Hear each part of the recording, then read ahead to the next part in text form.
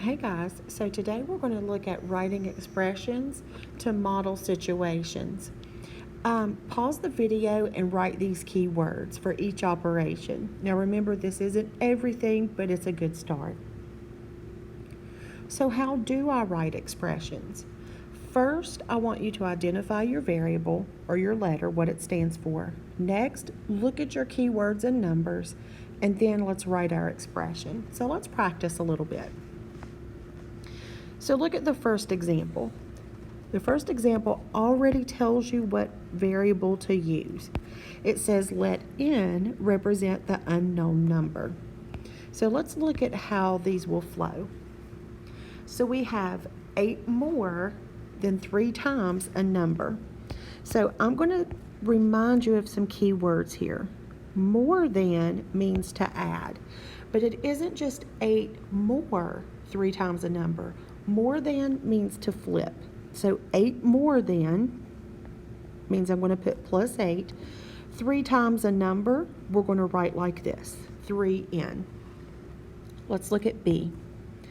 B is 11 less than twice a number.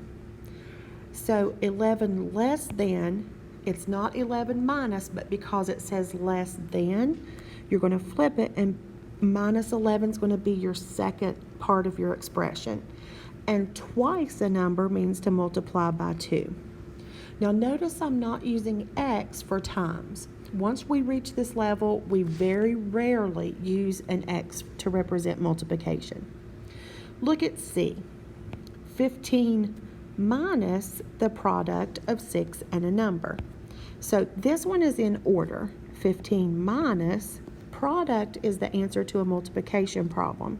So 15 minus the product of 6 and a number. So 15 minus 6n. Look at D. The sum of 14 and a number. So the sum of 14 means sum is the answer to an addition problem, and a number we're representing by n. Look at E. The quotient of a number and 2. Quotient, if you'll remember, is the answer to a division problem. So the quotient of a number and 2. Notice I didn't use this division symbol. Again, rarely at this level do we use that. Typically now I want you to use the fraction. Write it as a fraction. Now let's take a look at F. The quotient of 4 times a number and 8. So the quotient again means division, of 4 times a number and 8. And finally, let's look at G. 1/3 of twice a number. So we've got 2 ways we can write this. We can write 1/3 of twice a number, or we can write it as 1/3 of twice a number. The first one is cleaner, but the second one means the exact same thing. So now let's take a look at the second situation. So first, it already identifies our variable for us. It says let A represent Lisa's age now. So now let's write some expressions for these different situations. Look at the first one. Let's look for some keywords. Lisa's age 4 years ago. So Lisa's age 4 years ago. So when we think about 4 years ago, will her age go up or down 4 years? Well, it'll go down. So years ago, you're going to subtract. Look at B. Lisa's age in 10 years. So if I go forward 10 years, so I've got her age in 10 years, but what makes sense is that she adds 10 years because she's 10 years older. Look at C. 9 times Lisa's age and 4 years.